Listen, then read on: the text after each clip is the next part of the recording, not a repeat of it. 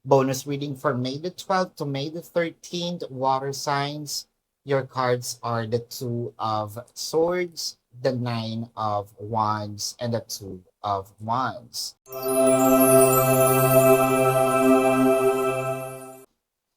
So, may pa-U-turn dito si person. Siguro sabi ni person, ayoko na, nagsasawa na ako. Let's call it quits. So habang nagjo-journey si person, no, palayo sa'yo, biglang sabi niya, malungkot pala mag-isa. Hindi ko pala kaya mawala itong taong to sa buhay ko.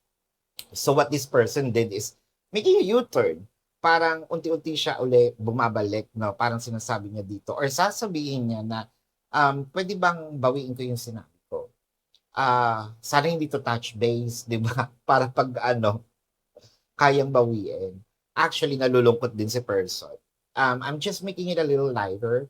Pero kasi yung journey ni person habang palayo, nandun yung emotion na parang sabi niya, mali yung ginawa ko, mali yung nasabi ko, or hindi ko dapat sinabi yun. No? So, this is your bonus reading, water signs, for May the 12th to May the 13th.